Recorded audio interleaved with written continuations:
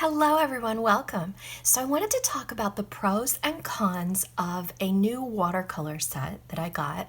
This was from Amazon. It's Winsor and Newton Professional 24 half pans.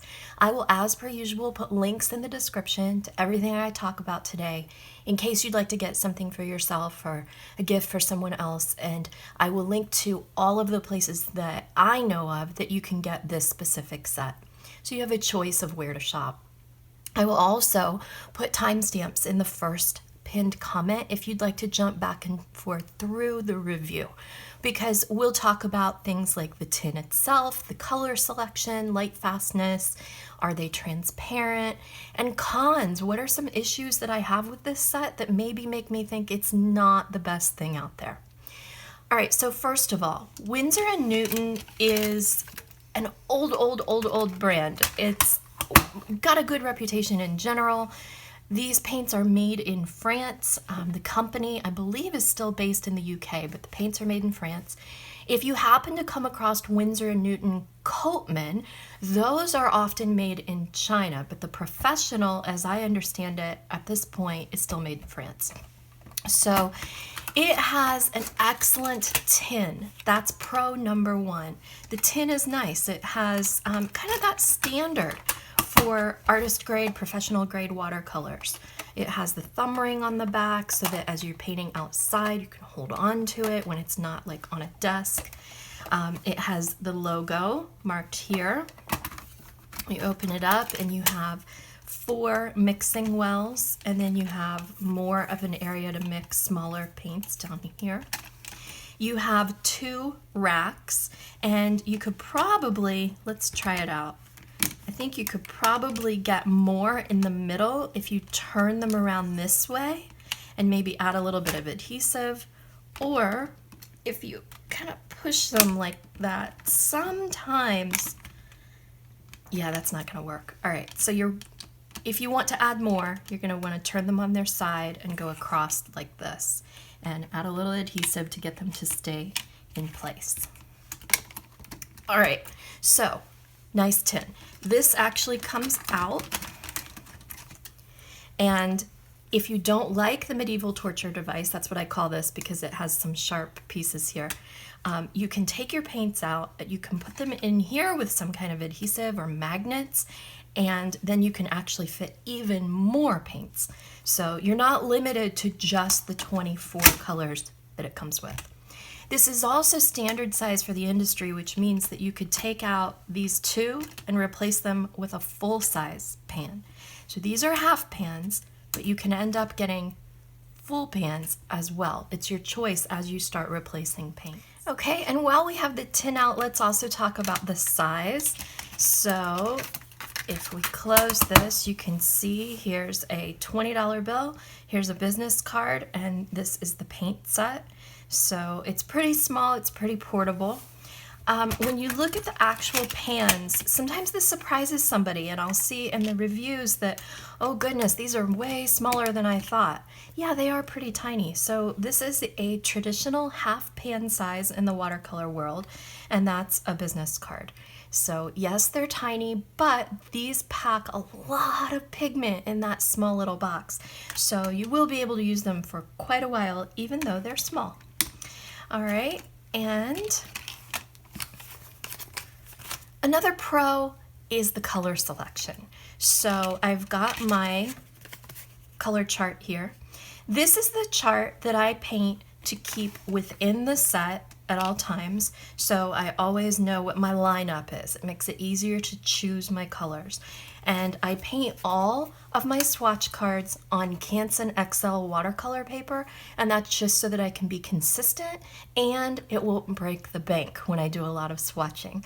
So I wouldn't necessarily use that paper if I'm doing like a really formal piece that I want to sell or hang on the wall, but it is absolutely great for playing with colors and for making consistent swatch charts. It's also FSC Certified, eco-friendly, and made in the US. So link in the description to Canson XL. So I made this chart to always keep with the paints, and then I also make these comparison charts so that I can look apples to apples at all my different watercolor selections and see how they compare. And I have put these charts on Patreon. So if you go in the description, you'll find a link to my Patreon, and you can either join, which would be lovely. Thank you to all of my patrons. I adore you. You don't have to join though. You can also purchase these individually if you just want the swatch charts. So they come in the form of a PDF that you can just print, and it's blank, and you can use them for colored pencils and markers and pastels and watercolors, whatever you want to swatch, you can do that with this. I also have a link to Canva where you can go to my actual file and you can mess with it. You can change the fonts. You can go in and change the colors and the pigment numbers so that you can make it work for whatever you are painting and swatching. So patreon.com/keyliming. Okay, so brief Patreon commercial over. Back to the color selection. You do have 24 nice colors here. This is a great selection, especially for somebody who's starting out, to be able to have a cool and warm of every color, and then also something like a violet where you don't have to mix purples from scratch every time. That's really handy. There are some nice earth tones here. There's a Payne's gray, which is always handy to have. And a lot of people say, well, I would never use black. Okay, but there is one in case you ever want to use it. You can sometimes use that to tone down other colors, or occasionally you're painting something that just really could use some jet black. What about a penguin? Okay, so nice color selection. Of the colors, 18 out of 24 are single pigment. That's 75% of the set is single pigment. That's a major plus. Single pigment colors will stay true better in mixes. They won't get as muddy as quickly. So it's always a nice thing in a set to have a lot of colors that are single pigment, and this one does. Another pro is that these are 90 to 95% light fast. Yeah. That's 18 or 19 out of the 20 colors are light fast. And that's based on a combination of the company's own description of their light fastness, but also an independent test from Kim Crick, who is the queen of light fast testing. And she determined after putting these in direct sunlight for like a year that the only two colors in this selection that faded were the Alizarin Crimson, which is expected because Alizarin Crimson is fugitive. That's PR83. And then also the olive green had a little bit of fading, not a huge amount, but enough to maybe consider not using it if you're going to sell something or you're going to put it on the wall in the sunshine. That's olive green. It has PY65, PB156, and PR101. So I'm guessing it's the yellow in there that's giving it just a tiny bit of fugitiveness. But yeah, otherwise, 18 out of the 20 colors, light fast. And I did a UV test with a UV flashlight, and none of the colors seem to have any kind of fluorescent brighteners in them. So yeah, good quality in that regard. And my pro number 4 is that this set is super transparent. These are good for glazing. I did not paint these and then print the names. I didn't paint these and then write the names. I did the names first. I wrote the color names here with a technical drawing pen, and then here I printed on my Epson printer with water-resistant ink, and then I painted, and look at every single color comes through loud and clear. There are basically 0 opaque colors in this set. Maybe the cerulean blue, just a little bit, tiny, tiny, tiny bit of opacity there. Otherwise, totally transparent colors, which is great, especially if you like to do ink and wash watercolor, which I do. All right, I've talked so much about all the beautiful, wonderful qualities of this set, but the truth is there are negatives, and there are several.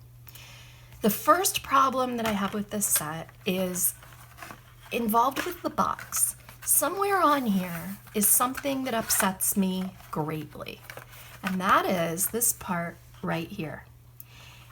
In tiny little letters down in the corner, it says contents may vary. That drives me bonkers in the watercolor world. And they also do it with Winsor & Newton Coatman. I've received a set of Coatman that did not have the colors that the chart on Amazon showed. So I go to Amazon, I look at the description, it shows me these 24 colors, right? And I get all excited because I'm getting a Winsor violet, I'm getting a beautiful permanent magenta, I'm getting a nice burnt umber here. Well, then people will open up the sets, and although I was lucky and got every color that I expected, some people are opening this up and finding that they get 2 burnt umbers and then they're missing a burnt sienna.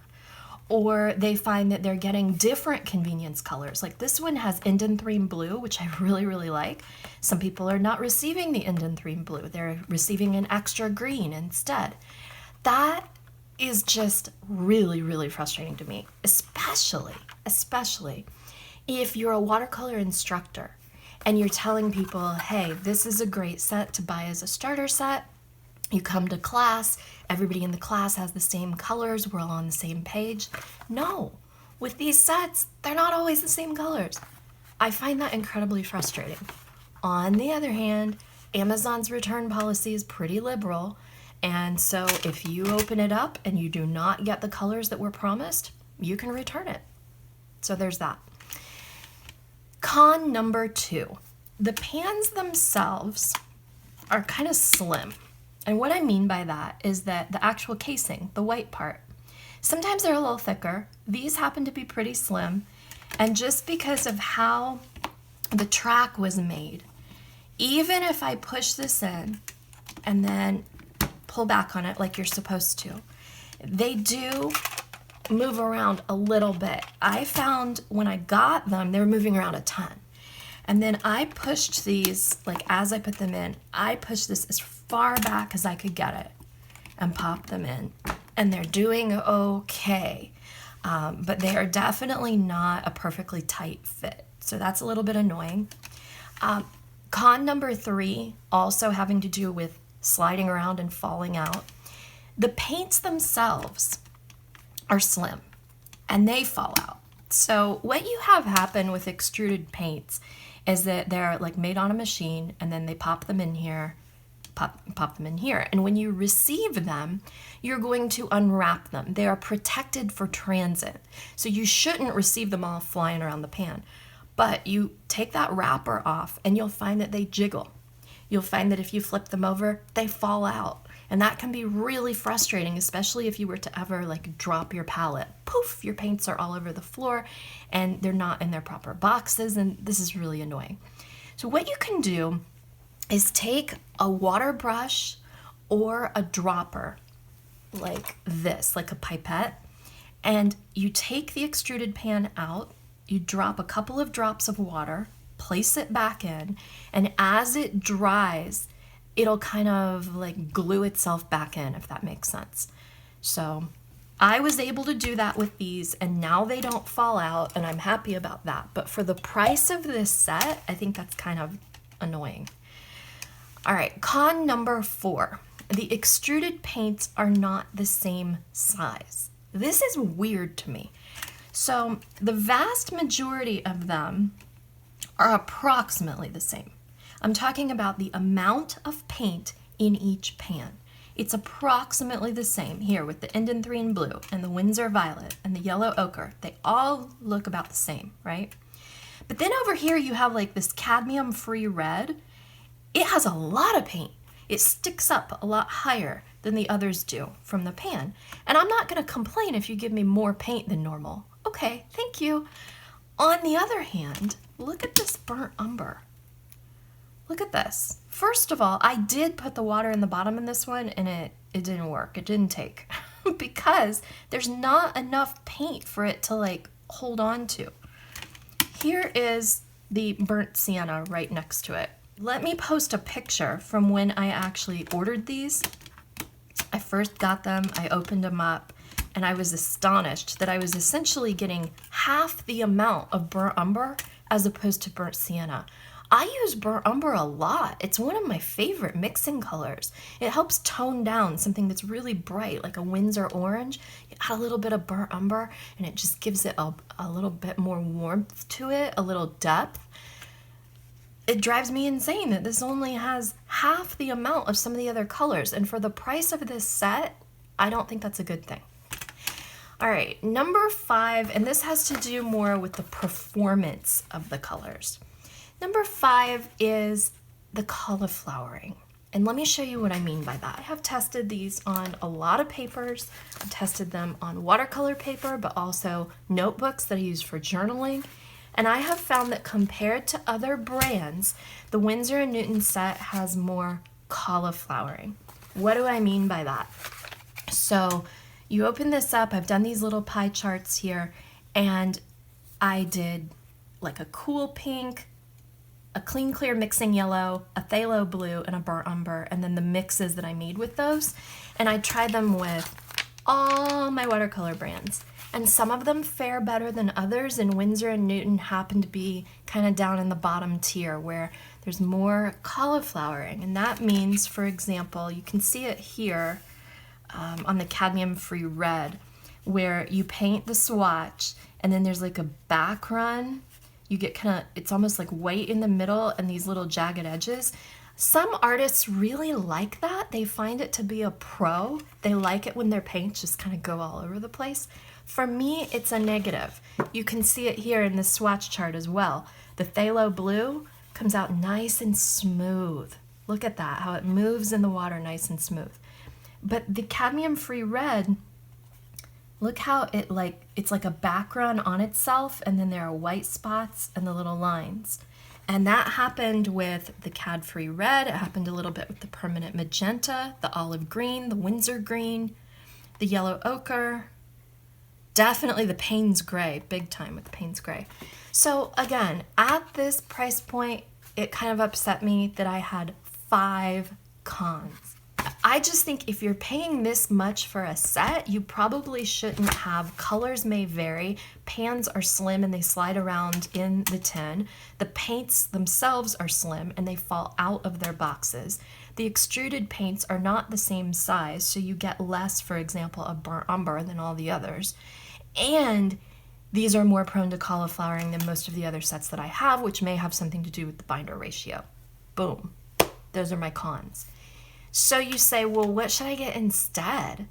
And I would probably recommend, if you have to get a set, if you don't have a box yet and you're just starting from scratch, I like the 35 set tin, the White Nights set. I like the color selection. I think they have beautiful, beautiful paints. They probably also do a bit of cauliflowering too. They're not perfect, but you get way more paint for the value, and it's good quality and it's artist quality and it's fun to paint with, and you get a really nice quality tin that's double the size of this one, so you can add a lot more to it over the years as you replace colors. I just think if you're comparing head to head, the White Nights 35 set tin is a much better value overall than the Winsor & Newton 24 half pan set. In general, though, I personally prefer to buy artist quality paints individually, because as much as I didn't like the set in general, this Winsor Yellow and Winsor Lemon are the best clean, beautiful, clear mixing yellows I have. And I've tested a lot of different brands. So I would be kind of in favor, instead of getting a set like this, of going to a place like Blick and individually purchasing the Winsor Yellow and the Winsor Lemon, because Winsor & Newton does yellow really, really well. And then I would go to a different brand that maybe does their earth tones better. Da Vinci does a really great job with earth tones, for example. Their burnt umber and their burnt sienna deep are amazing. Great for painting animals. I would go, I think White Nights, if you can find a place that sells individual colors, White Nights does like roses and magentas better than the other brands that I've had. So yeah, my best recommendation is to buy your artist quality paints individually, and maybe don't drop as much as this costs on one set with just a few half pans. If you do want a ready-made set that's just ready to go and paint with at that same price point, you're gonna get a lot more for your money with the White Nights 35 set tin. So I know this is a little bit confusing because it's a mixed bag. It's not a happy review. It's not a bashing review either. It's half and half. There are a lot of things to like about this set, but I have reservations. I hope you found this helpful. If you did, please click like and subscribe and come back and see me. Come back and see more journaling and planning and everything to do with making your paper look pretty. Have a wonderful, wonderful day. Bye-bye.